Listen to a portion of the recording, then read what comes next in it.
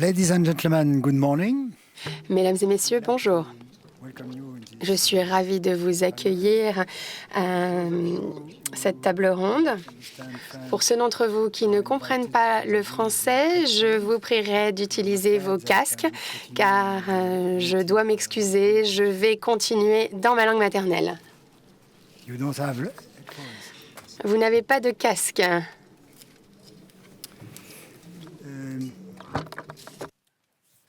Le professeur Soli, Ozel et moi-même, on va se contenter de poser des questions à nos distingués panélistes qui, je crois, représentent pas trop mal la diversité du monde.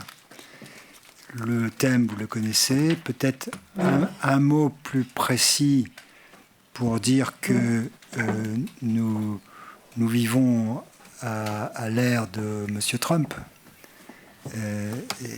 Soli et moi-même avons dirigé une série pour l'Institut Montaigne sur ce sujet. Et donc, on est obligé de parler des puissances moyennes à l'heure actuelle, donc dans ce monde beaucoup dominé par le Trumpisme, même si c'est peut-être plus compliqué que ça, mais enfin, c'est ça le facteur dominant.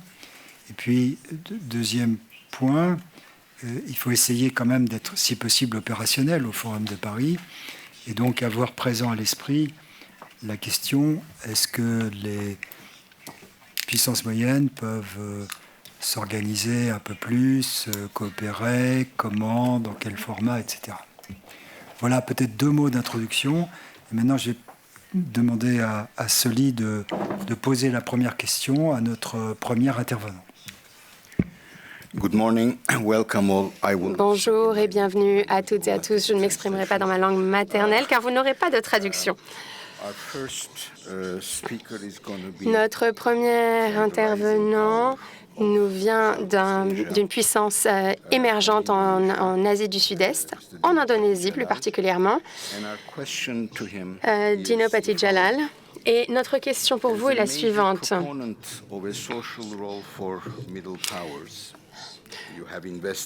En tant que puissance moyenne, vous avez investi beaucoup de temps et d'énergie intellectuelle dans le positionnement de votre pays dans ce nouveau monde trumpien. Et alors que nous nous embarquons dans une transition incertaine, donc comment envisagez-vous le rôle des puissances moyennes étant donné les circonstances actuelles? Quel format est en train de voir le jour? De quelle manière? Et comment positionneriez-vous l'Indonésie dans ce contexte? Car nous avons mené une série d'interviews qui ont montré que dans votre voisinage, votre pays est très grand. Merci Michel, merci à Soli. Merci de me donner la parole. J'aimerais poser les bases contextuelles. Le XXe siècle a été crucial car la cartographie politique a changé à la fin de la Seconde Guerre mondiale. Il y avait environ 50 pays au sein des Nations Unies. À la fin du siècle, on était à 198, je crois. Donc, ça a quadruplé en un demi-siècle. Au XXIe siècle, ça ne sera pas la même. On ne verra pas une multiplication par 4. On va rester à ce chiffre et on espère que la Palestine pourra devenir un pays membre. Mais ce qui va changer, c'est la répartition du pouvoir. En 1945, il y avait une ou deux grandes puissances, super grandes puissances, les États-Unis, l'Union soviétique, mais il n'y avait presque aucune puissance moyenne. Il y en avait très peu.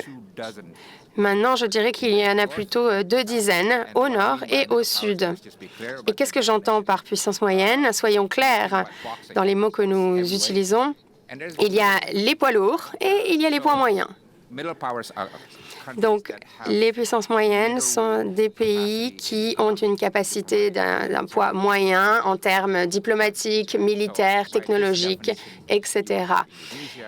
Et donc, il y a l'Indonésie, la Corée, le Nigeria, l'Afrique du Sud, la Turquie, le Brésil, le Mexique, etc., etc. Donc, je dirais qu'il y a environ un peu plus de 2 dizaines, presque 3 dizaines de pays qui sont des puissances moyennes.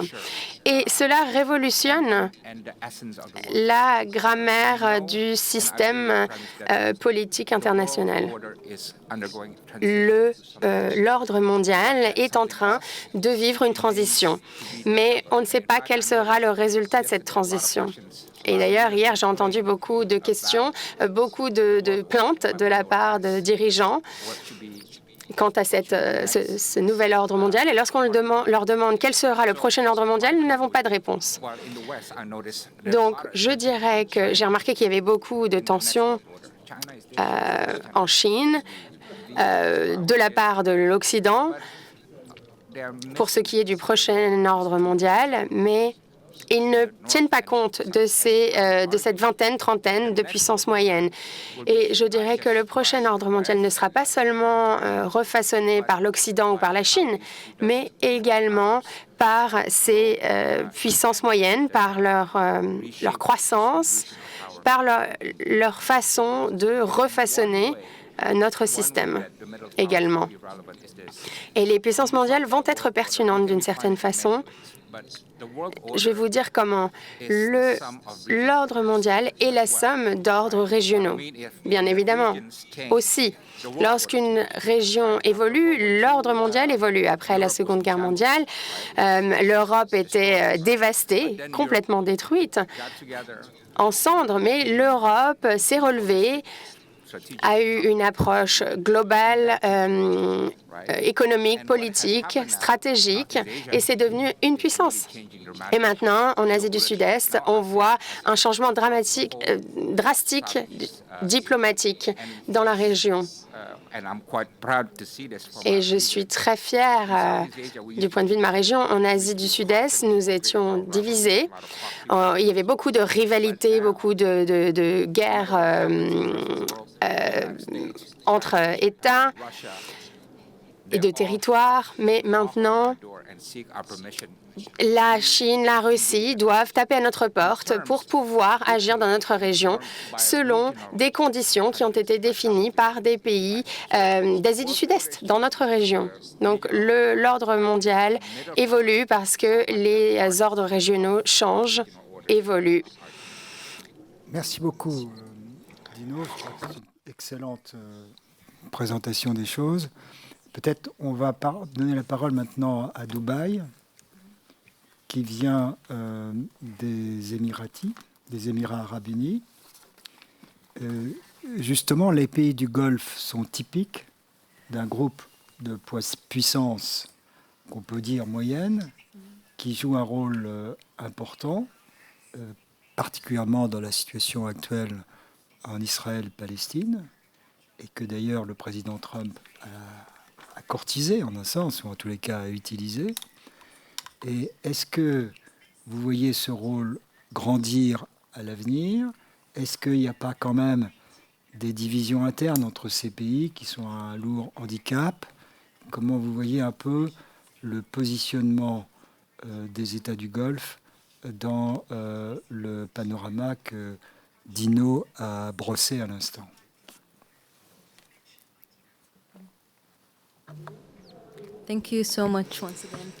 Merci encore de m'avoir invité à cette table ronde extrêmement importante.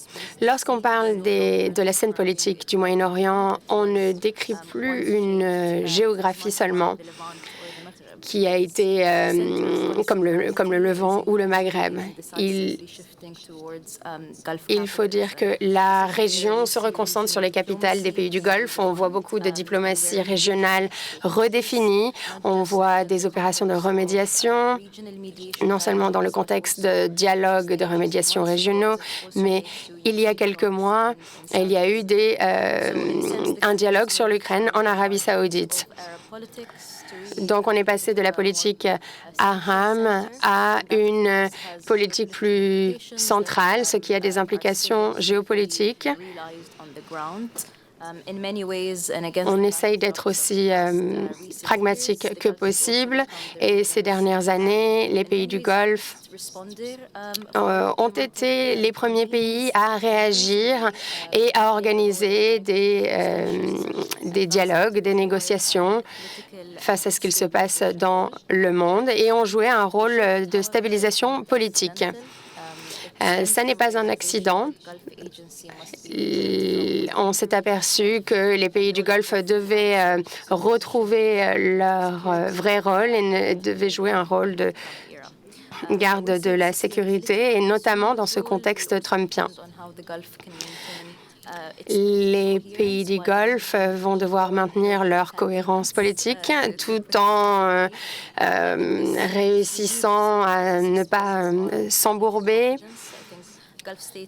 Je crois que les États du Golfe comme le Qatar, l'Arabie saoudite ou les Émirats arabes unis ont entretenu d'étroits liens diplomatiques avec d'autres pays, avec la Chine, avec l'Asie plus largement. Et il ne s'agit pas de quelque chose de transactionnel. Cela reflète une nouvelle réalité de volonté d'agir plutôt que seulement être en alignement. Je pense qu'il est important de ne pas parler aux membres du Conseil de coopération du Golfe. Il ne s'agit pas d'un monolithe ici. Les États du Golfe partagent un instinct de stabilité collective, mais chacun a sa propre grammaire locale. L'Arabie saoudite se concentre sur la vision à 2030, avec une approche plus individualiste. Les Émirats arabes unis ont une démarche plus pragmatique. Le Qatar concentre de nombreux efforts à la diplomatie internationale. Donc, il y a différentes priorités nationales, différentes réalités nationales, ce qui rend la voix des pays du Golfe, une voix seule des pays du Golfe, difficile. Mais nous sommes d'accord, notamment en matière de sécurité collective. Les États du Golfe doivent voir plus loin que les différences économiques de base pour avancer vers un nouveau paradigme de sécurité collective. Nous sommes également aperçus qu'il y avait des limites aux garanties de sécurité. Les États du Golfe ne peuvent plus se permettre de se reposer sur des capitales distantes comme Washington, qui reste un vrai partenaire, mais on ne veut plus que les États-Unis soient le seul garant de notre sécurité.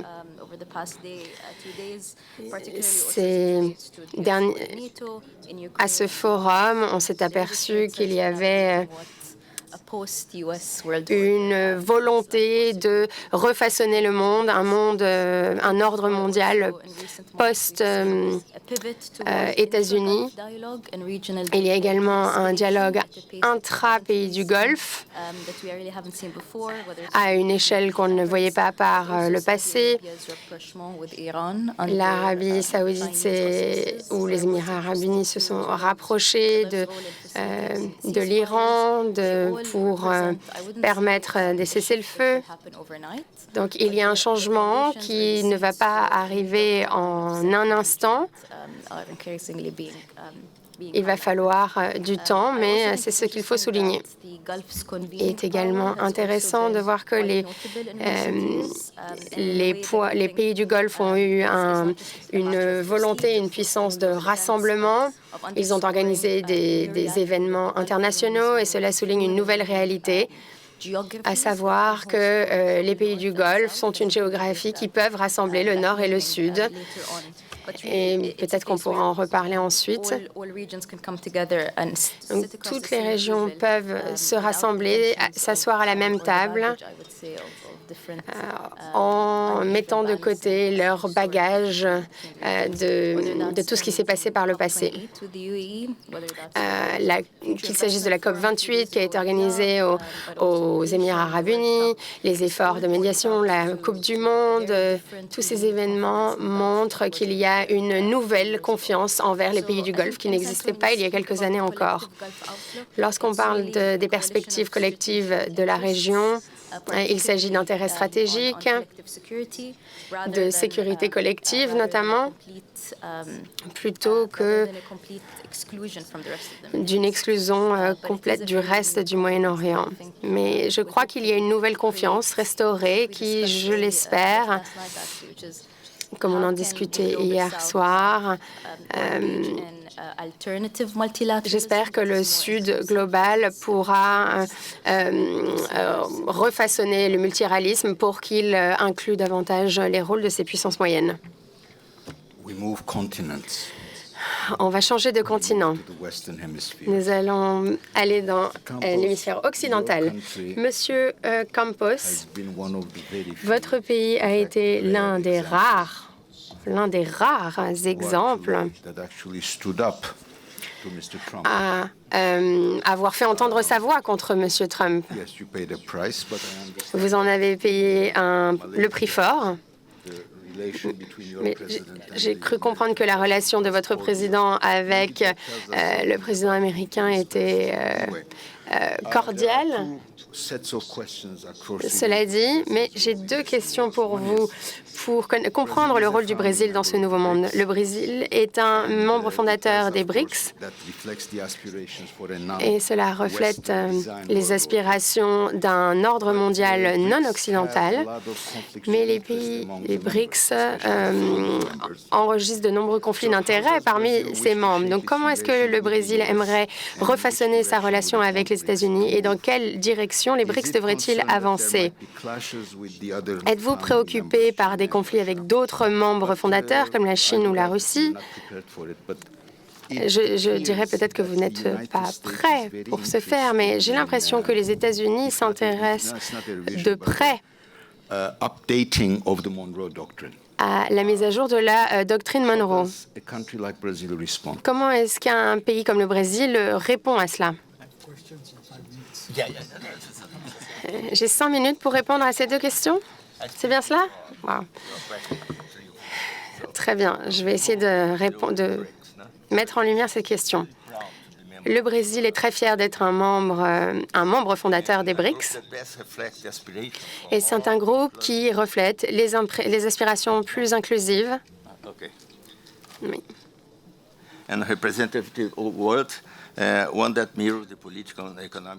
Donc, aspirations économiques et autres de nos pays.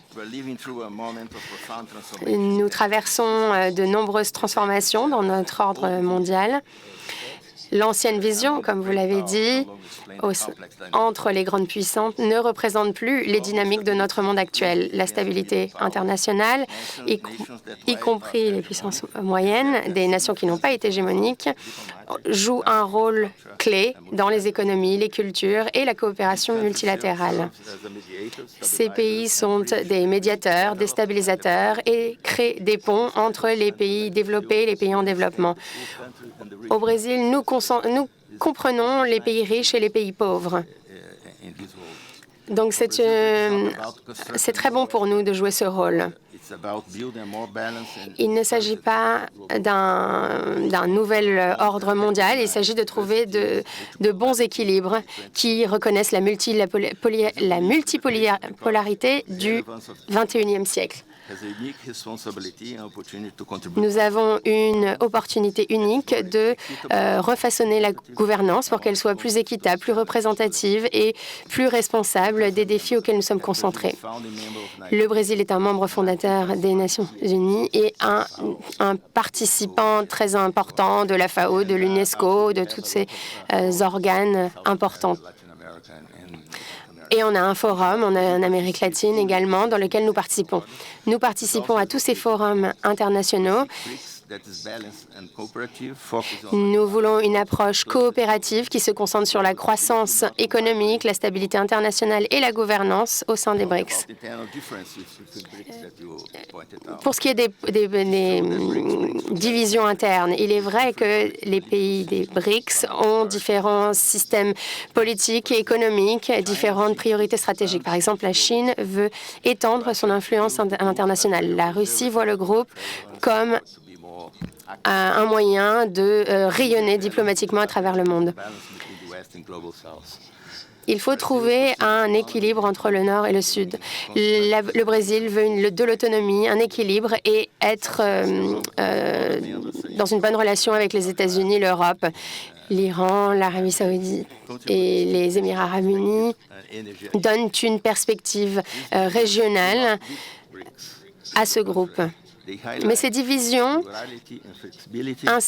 soulignent la pluralité de ce groupe et cela nous donne l'opportunité de jouer le rôle d'un forum international plutôt que d'une simple alliance. En matière de commerce, nous sommes le troisième plus grand acteur.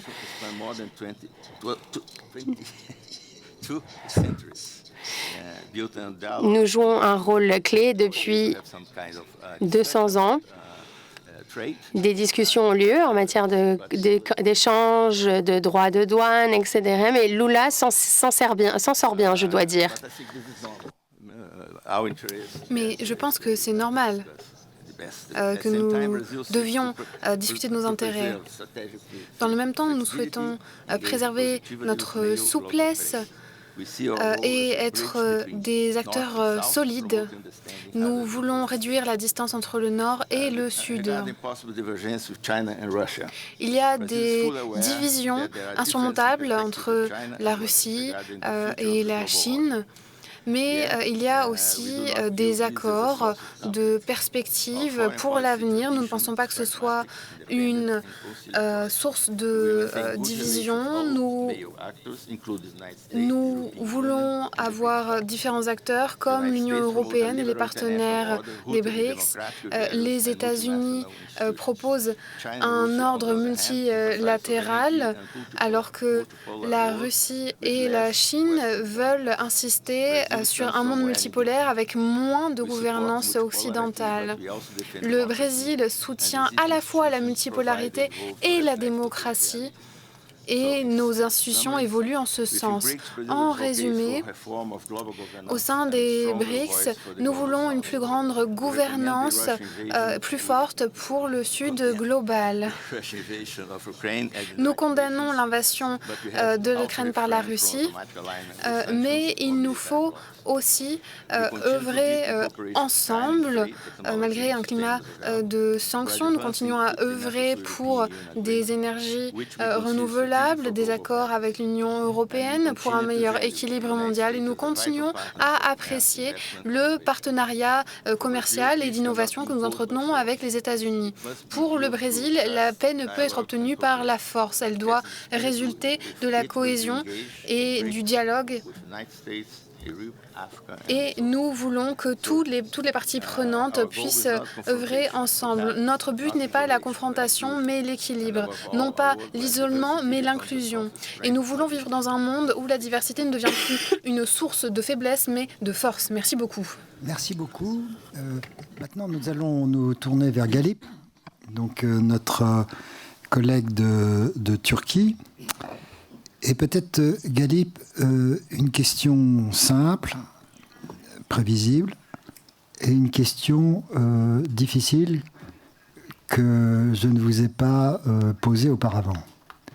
La question simple, c'est la Turquie va naturellement jouer un rôle dans les suites de l'accord sur Israël-Gaza. Comment voyez-vous ce rôle ? Ou va-t-il y avoir des obstacles à ce rôle? Et la question très difficile, mais là vous n'êtes pas obligé de répondre tout de suite, on y reviendra, c'est que la Turquie, en un sens, est une puissance moyenne typique, par sa taille, son influence régionale, etc. est-ce qu'elle contribue à la gouvernance globale? Et est-ce qu'elle, sur la gouvernance globale, elle a des idées précises? Et c'est une question qui se pose, bien sûr, pour beaucoup de puissances moyennes.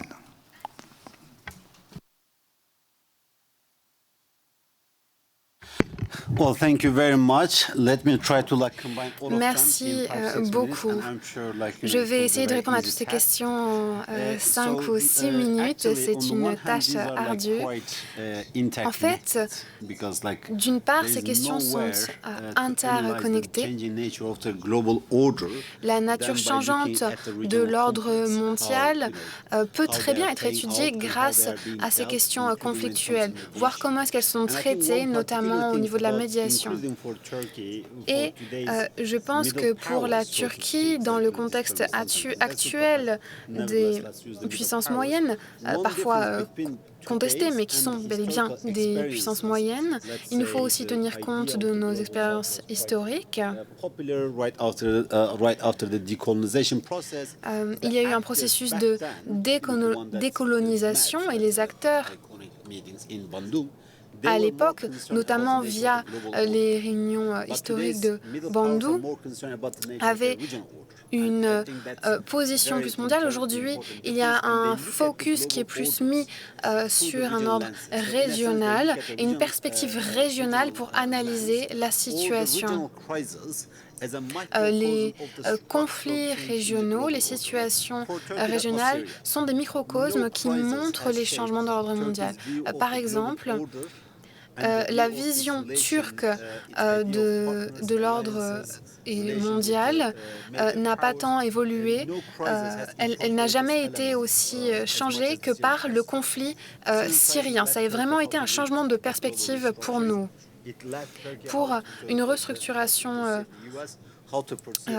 cela permet de penser à une perspective, une vision des différents acteurs régionaux, de la Russie, de la Chine, des États-Unis. Le cas de la Syrie, du point de vue turc, c'est une leçon de cet ordre.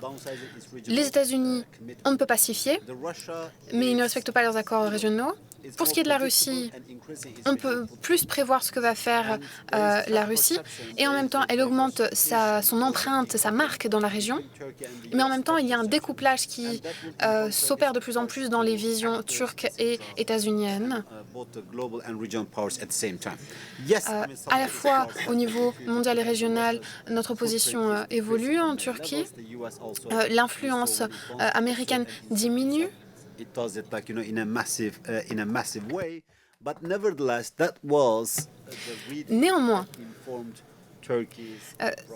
ces réunions, ces échanges ont modifié la position turque. La position turque n'aurait pas autant changé sans la crise syrienne et les leçons que l'on en a tirées. D'une certaine manière, c'est le cas syrien qui a constitué un microcosme pour une restructuration mondiale, et c'est à partir de ces leçons que la Turquie a changé de perspective. Et je dirais que c'est aussi très pertinent dans notre contexte actuel. Aujourd'hui, il y a une nature changeante, mais aussi paradoxale, de la position américaine. Nous avons constaté des contradictions. Les États-Unis sont à la fois indispensables et en même temps on ne peut s'y fier. Les États-Unis sont indispensables. Voyez la situation en Ukraine, voyez la situation à Gaza. Aucun autre acteur n'est capable de rivaliser avec le rôle joué par les États-Unis. Donc c'est vraiment les États-Unis qui peuvent rebattre les cartes et qui peuvent pousser des acteurs qui ne seraient pas prompts à l'action à agir, justement. Mais les États-Unis sont des alliés qui sont de moins en moins fiables. Israël peut mener des attaques, notamment dans les bases régionales très importantes. Et en même temps, il y a eu des négociations orchestrées aussi avec les États-Unis. Mais quelle conclusion tirer de la situation? Eh bien, il nous faut tirer parti de ces deux mouvements contraires. À court terme, il faut miser sur l'allié américain. À moyen et long terme, il faut diversifier nos soutiens. Et c'est exactement la dynamique que nous constatons. Après les attaques, ce que nous avons constaté, c'est que les pays du Golfe ont renforcé leurs relations avec les États-Unis. Par exemple, le Qatar l'a fait. Il y a eu des décisions prises en Turquie aussi. Et une volonté qui diminue de s'éloigner des États-Unis. Nous savons que Donald Trump n'apprécierait pas que la Turquie divorce complètement des États-Unis. Donc, dans un premier temps, il convient de rester dans des liens très forts avec les États-Unis, et j'en parle de manière assez réaliste et analytique pour pouvoir mettre fin au conflit, à la guerre, peu importe la terminologie qu'on utilise. Acheter plus d'armes, mener des projets plus réalistes à court terme.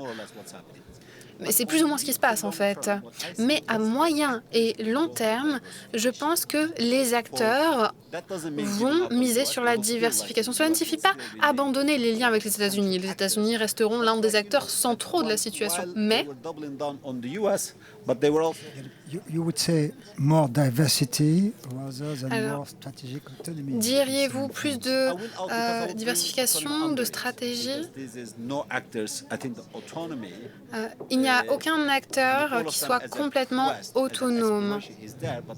Il y a une volonté d'être plus autonome, mais il faut aussi être réaliste. C'est une autre question de à quel point est-ce qu'on peut l'être. Mais dans le même temps, dans ce temps de renforcement des relations avec les États-Unis, nous avons constaté, par exemple, dans le cas du Pakistan, pour des puissances moyennes, que la situation était plus nuancée. Alors, ce n'est pas nouveau, mais pour la Turquie et les pays du Golfe, il y avait aussi une coopération au niveau de la défense, etc. Et c'était la première fois qu'il y avait réellement ce type de revirement. Alors, est-ce que c'est vraiment significatif à ce stade? Non. Mais cela fait partie des pistes qui sont explorées. C'est cette diversification en Méditerranée. Alors, qu'est-ce que cela signifie? Un focus sur les armes, notamment. Si la nature de la menace régionale, c'est Israël, alors les États-Unis pourraient penser à la défendre. Les États-Unis ne seront donc pas des alliés fiables. Mais en ayant des relations plus diversifiées, on ne va pas chercher à antagoniser les États-Unis. Ce que l'on peut faire, c'est s'inspirer de ce qui est fait au niveau de l'Europe. Au niveau européen, il y a une défense qui s'organise plus.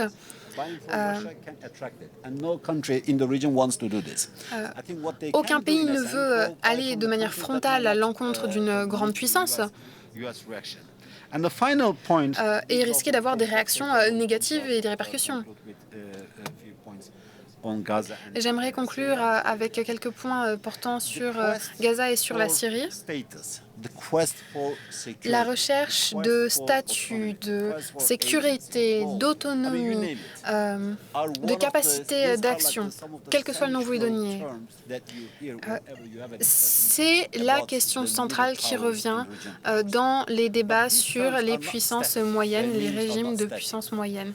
Ces questions ne sont pas statiques, elles sont évolutives dans le temps.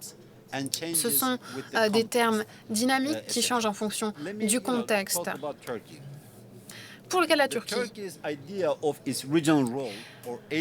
la vision que la Turquie a de son rôle régional a changé plusieurs fois ces dernières décennies.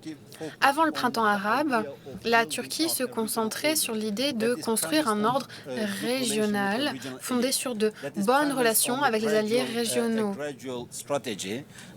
avec une stratégie graduelle régionale, avec une plus grande intégration sociale et économique. Nous avons mis en place différents mécanismes, comme un espace partagé avec le Liban, avec Israël, avec nombre de pays. L'idée était de développer plus d'échanges via des accords de libre-échange. Nous en avons parlé en 2007 dans un contexte universitaire où il y avait moins de sécurité. La Turquie, l'Iran, il était question de négocier une normalisation. Donc tout cela s'est produit avant le printemps arabe. L'idée turque, c'était de voir en fait toute la transformation. Nous avons vu les transformations qui se sont produites au niveau régional et nous voulons jouer un rôle important. Mais après la situation en Syrie, il y a eu une véritable crise relationnelle entre les États-Unis et la Turquie. Il y avait une opposition face aux États arabes comme les Émirats arabes unis, mais il y avait aussi la question de légitimité par rapport aux États-Unis. Maintenant, la vision turque change. Nous pensons que notre posture doit être en coopération avec les États arabes. Il y a 2 ans, la Turquie aurait pensé que la présence américaine en Syrie était un problème. Maintenant, nous considérons que c'est plutôt une opportunité. C'est une opportunité pour exercer une forme de pression contre Israël. La question d'un rôle militaire de la Turquie à Gaza reçoit une forte opposition côté israélien. Mais si jamais cela devait se produire, à mon sens, la colère israélienne et la colère turque grandiraient parce que la Turquie est présente d'une certaine façon en Syrie notamment. Et maintenant, il y a une véritable menace en matière de sécurité et la Turquie va jouer un rôle pour la transformation du Hamas avec des acteurs comme l'Égypte ou le Qatar et de nouveaux groupes politiques en Palestine. Merci beaucoup pour vos explications. Alors, je ne sais pas si nous avons le temps, mais je vais vous poser la question tout de même. Pourquoi est-ce que la Turquie réduirait son impact au Moyen-Orient? Mais maintenant, nous passons maintenant à la région Pacifique à nouveau.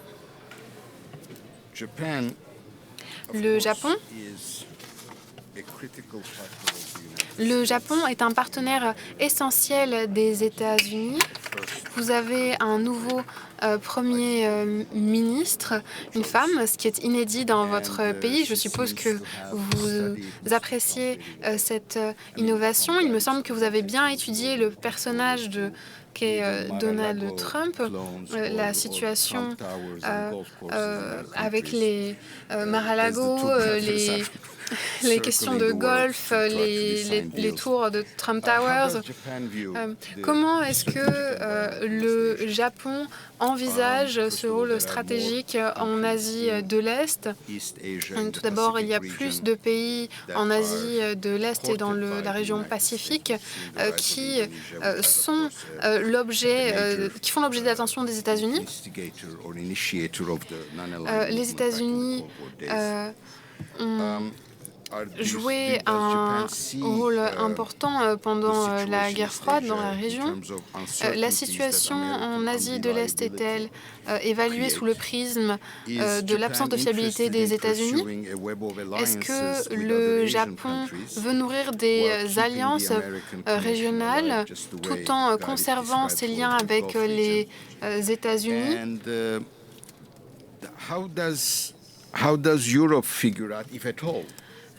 Est-ce que l'Europe est présente au sein de ces projets?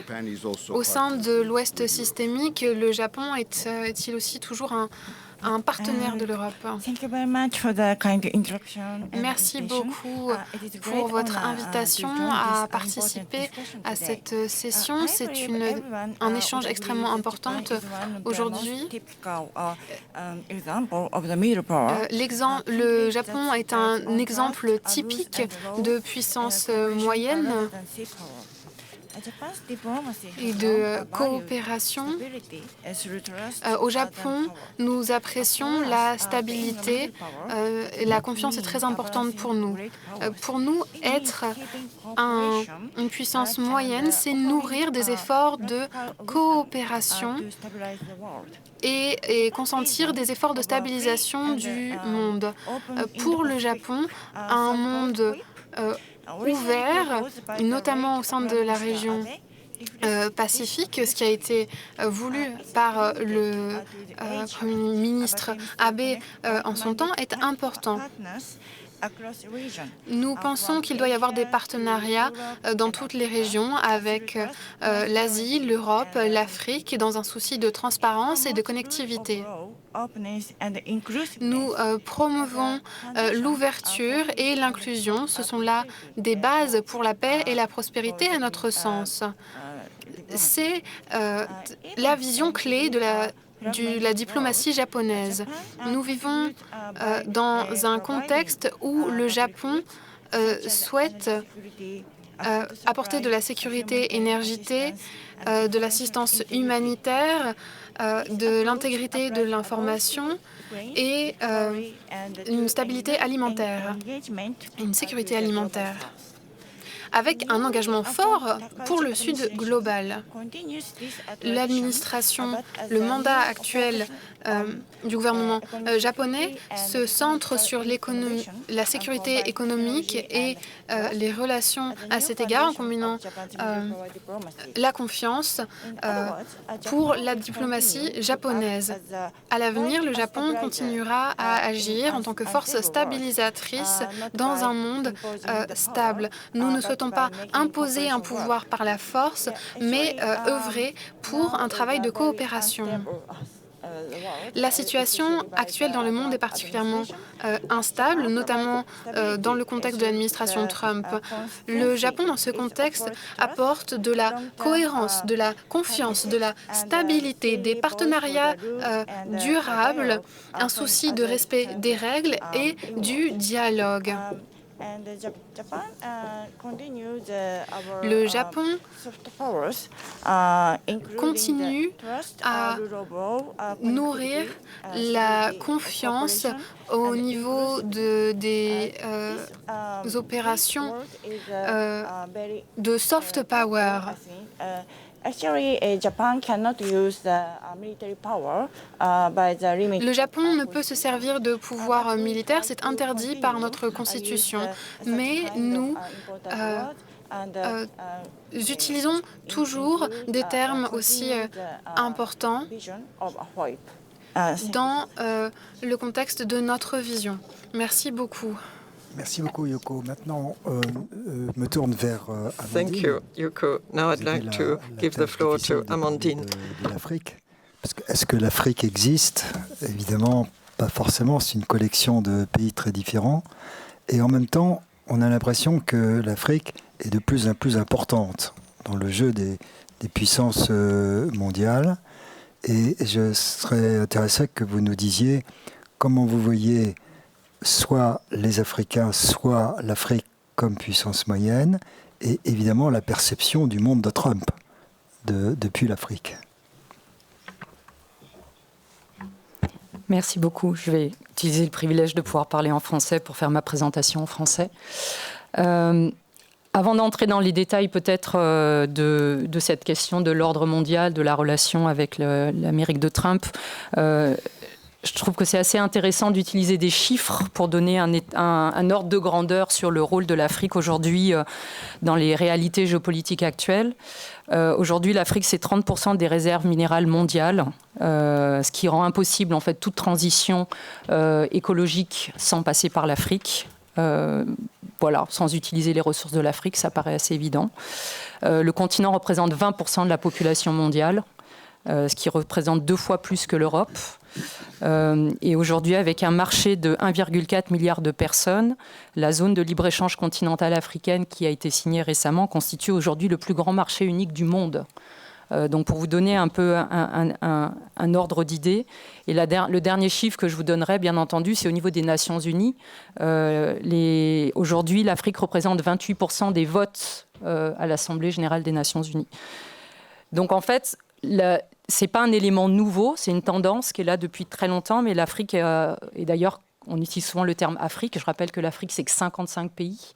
Donc voilà, c'est aussi un argument qui doit aussi être entendu. Mais si on parle de l'Afrique plus globalement en tant que continent, son rôle, l'idée de redéfinir son rôle aujourd'hui dans un ordre, disons, post-occidental, c'est l'idée que l'Afrique, les pays africains veulent être moins des acteurs passifs, des observateurs passifs, mais d'être davantage plus actifs, ce qu'on définit aujourd'hui comme étant, alors en français, l'agence-CIT, mais en anglais, African Agency. Donc on voit vraiment cette tendance à l'œuvre depuis pas mal de temps, d'être plus actif dans la gouvernance mondiale. Et pareil, je vois ici 3 éléments qui appuient ça. Le premier, c'est la diversification des partenariats. Pareil, ce n'est pas quelque chose de nouveau. Mais un élément tout simple, regardez la multiplication des sommets. Afrique plus, Afrique-Japon, Afrique-États-Unis, Afrique-Chine, Afrique-Turquie. Voilà, en fait, tous les acteurs qui veulent aujourd'hui jouer un rôle en Afrique, ouvrir un dialogue en particulier avec le continent africain, ont créé leur sommet. Et ça montre aussi l'idée que le continent a gagné en poids au niveau géopolitique et que ça lui donne davantage d'arguments pour engager un dialogue d'égal à égal avec des partenaires qui sont plus seulement les pays européens ou les pays occidentaux plus largement. Et ça s'inscrit aussi dans une tendance plus large de cette idée de coopération alors je mets des guillemets, mais en tout cas Afrique Sud globale. Donc ça, c'est clairement un élément. Et l'élargissement de 2 pays africains dans le cadre des BRICS+, l'Égypte et l'Éthiopie, va aussi vers cette tendance-là. Le deuxième élément et la deuxième indication, c'est aussi le nombre de fonctionnaires africains qui aujourd'hui occupent des positions de haut niveau dans des instances qui ont aussi une importance au niveau de la gouvernance mondiale.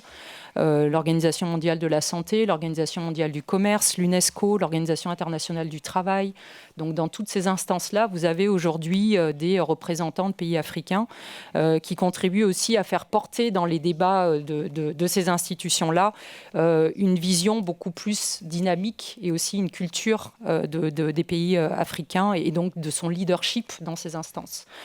Le troisième élément, bien entendu, quand on parle d'Afrique plus largement, on ne peut pas ne pas parler de l'Union africaine. Donc aujourd'hui, quand on parle de la position de l'Afrique dans l'ordre mondial, c'est aussi essentiellement à travers la position de l'Union africaine, qui est la principale institution qu'utilisent aujourd'hui les États pour se positionner dans les négociations au niveau climatique, au niveau développement, au niveau financier, au niveau de financement, pour évaluer aussi l'impact de leurs partenaires sur les questions de migration, sur les questions d'efficacité humanitaire.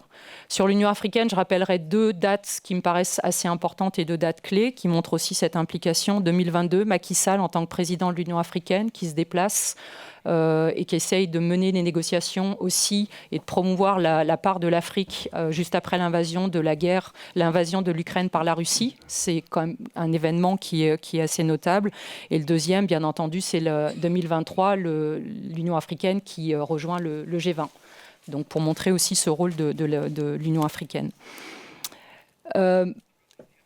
Aussi pour réagir sur cette idée de vision commune, alors on a bien entendu énormément d'éléments qui vont dans ce sens-là. On a l'agenda de 2063, l'Afrique que nous voulons, des positions africaines au niveau de l'Union africaine. Pour faire écho à ce que disaient mes copanélistes, je pense que et je rejoins aussi cette idée que la manière dont les pays africains se positionnent, c'est avant tout au niveau régional. Le positionnement au niveau international est dans une deuxième étape. Je mets à part peut-être l'Afrique du Sud, mais l'idée, c'est vraiment d'avoir une influence et d'avoir une capacité de sécuriser l'environnement régional. Et si vous regardez aujourd'hui, la plupart des puissances régionales en Afrique, c'est le cas pour le Nigeria, l'Afrique du Sud, le Kenya, l'Éthiopie. Donc c'est vraiment ces logiques-là.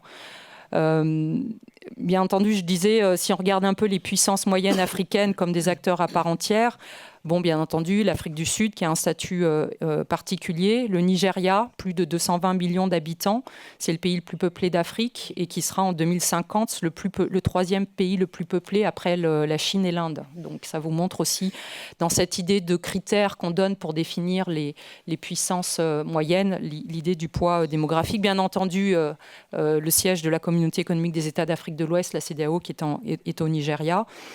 Un autre pays qui joue un rôle en termes de puissance régionale, c'est aussi l'Égypte. Une puissance régionale qui repose sur son positionnement géostratégique, sa force économique et aussi sa puissance, son influence diplomatique.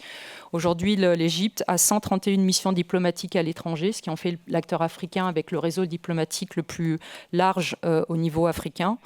Autre puissance moyenne, bien entendu, l'Éthiopie, à la fois parce que, comme vous le savez, le siège de l'Union africaine est là-bas, donc ça en fait aussi une sorte de hub diplomatique, politique, économique assez important, une interface importante avec les acteurs extérieurs, et aussi un élément qui ressort beaucoup dans les discours aujourd'hui, dans le positionnement des pays africains vis-à-vis de leurs partenaires, un pays qui n'a jamais été colonisé, ça c'est un argument que vous retrouvez beaucoup dans le discours vis-à-vis des dirigeants éthiopiens et qui fait lien aujourd'hui avec cette idée des pays africains qui cherchent aussi à décoloniser leurs relations, leur approche avec leurs partenaires. Et je pense que c'est aussi ça qui mène à une relation beaucoup plus décomplexée et beaucoup plus ouverte dans les discussions qu'ils peuvent avoir avec la Chine, avec l'Inde, avec l'Iran ou avec d'autres partenaires qui ne sont pas des pays européens.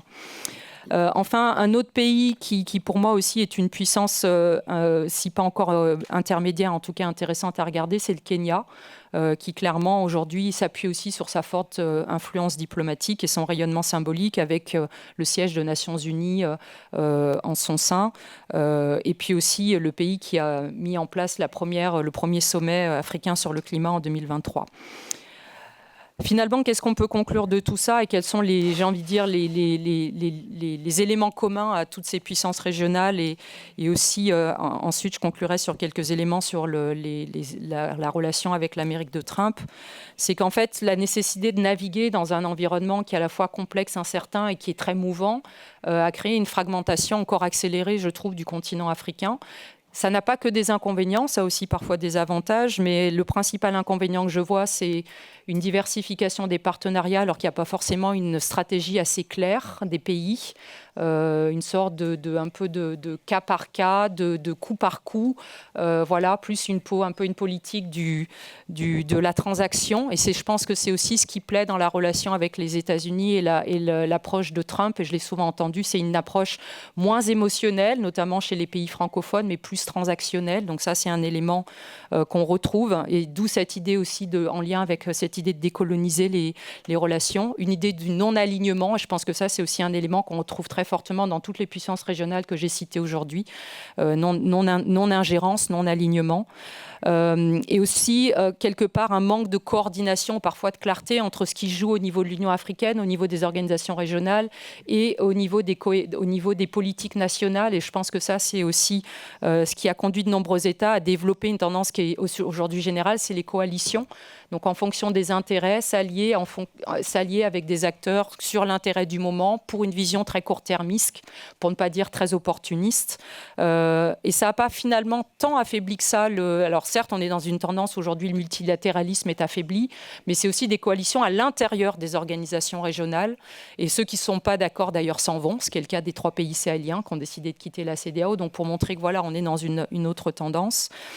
Et pour terminer, je dirais qu'aujourd'hui, je trouve particulièrement intéressant parce que depuis les années 90, on était dans un nexus sécurité-développement. Aujourd'hui, on est dans un nexus minerai et sécurité. Donc, c'est aussi pour montrer en fait la manière dont le discours et la dimension géopolitique influencent aujourd'hui. Et je pense que c'est un élément qu'on retrouve aussi très fortement dans la relation avec les États-Unis. Notamment, un exemple très concret, c'est le positionnement de Donald Trump dans l'accord de paix entre la RDC et le Rwanda, les États-Unis ne sont pas du tout les premiers à promouvoir ce type d'accord. Les autres ont échoué pour plein de raisons jusqu'auparavant. Mais c'est aussi cette idée de relier en fait le côté économique et très opportuniste et en même temps les besoins aujourd'hui plus largement de diversification des partenaires, d'accès aux minerais et de transition écologique. Voilà, je m'arrêterai là. Merci.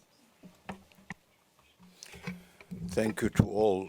Sorry that we will Merci beaucoup.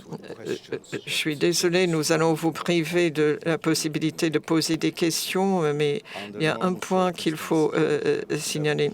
Normalement, nous aurions un 7e intervenant, mais malheureusement, il n'a pas pu venir et il aurait présenté la perspective non seulement de la République française, mais de toute l'Europe.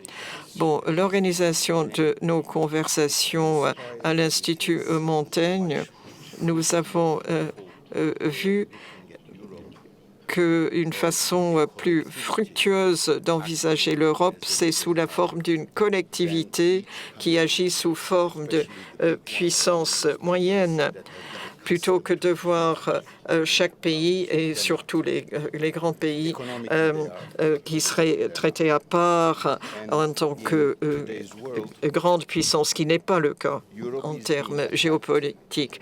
Dans le monde d'aujourd'hui, l'Europe fait l'objet d'attaques de 3 puissances. Vous avez la Chine qui constitue une attaque économique, la Russie qui est une attaque géopolitique et les États-Unis attaquent de manière économique et de manière géopolitique. Alors le défi, et notamment nous l'avons vu avec la présentation d'Amandine, c'est que nous avons l'ambition de l'Afrique qui aurait normalement la zone qui serait la zone d'intérêt économique pour l'Europe. C'est pour des raisons géographiques et migratoires aussi, mais c'est parce que c'est le dernier continent en croissance. Mais il y a cette ambition de mettre fin à la colonisation et de rester parmi les pays non alignés qui change la situation et on n'a plus les relations traditionnelles qu'on avait avec les pays européens. Mais ces défis sont justement les défis que doivent envisager et étudier les pays européens. Alors je me demande, et Monsieur le Président, je vais vous laisser le mot de conclusion. Alors nous avons les nouvelles des Pays-Bas nous donnent l'impression que nous sommes peut-être au bout du tunnel. Il y a un horizon et peut-être que l'ordre politique dans les pays européens ou l'idée qu'un peu de sens commun des populations pourrait mener à une revitalisation des arguments critiques et on pourra traiter ces points de manière cohérente. Malheureusement, on ne peut pas prolonger la discussion, mais j'espère qu'on pourra continuer dans les couloirs, parce qu'il y a beaucoup de choses très passionnantes qui ont été dites. Ma propre perception de la situation en Europe, c'est que d'une certaine façon, le challenge que vous avez indiqué de la Chine, de la Russie et des États-Unis est une sorte de bénédiction pour les Européens, puisque c'est vraiment maintenant pour eux l'obligation de se redresser, de prendre les choses en main et de s'ouvrir aussi aux autres, de cesser de se considérer comme supérieur aux autres pour chercher des coopérations ou des collaborations avec d'autres acteurs dans le monde. Et c'était le point de départ de Dino, comme maintenant, c'est plus seulement le monde des superpuissances, mais le monde des moyennes puissances. Les Européens, s'ils sont capables de faire le saut mental nécessaire, trouveraient un environnement plus favorable pour exister, coopérer, structurer un monde qui, sans eux, va partir dans des rivalités et des conflits sans fin. Donc, moi, je suis personnellement très attaché à ce concept d'une relation forte entre moyenne puissance européenne et moyenne puissance du sud global, même si ce n'est pas les puissances européennes, mais l'Union européenne plutôt, ou en tous les cas l'Europe ensemble, comme l'a dit Soli, bien entendu. Maintenant, la note optimiste sur les Pays-Bas, c'est bien. Évidemment, dans beaucoup d'autres pays européens, surtout les grands pays, il y a quand même une faiblesse politique intérieure que chacun connaît, bien entendu. Et là, mon espoir, c'est que nous, en France, On a connu des périodes où la situation politique n'était pas très bonne, sous la Troisième République, à la fin du XIXe siècle, ou sous la Quatrième République, après la Seconde Guerre mondiale. Et dans les deux cas, le pays a quand même été capable d'exister, de se redresser et de jouer un rôle international. Donc espérons que ce sera le cas de toute l'Europe. Merci infiniment à nos panélistes qui ont été, je crois, excellents et apporté des idées tout à fait passionnantes. Et continuons le débat ailleurs, autrement. Merci à vous.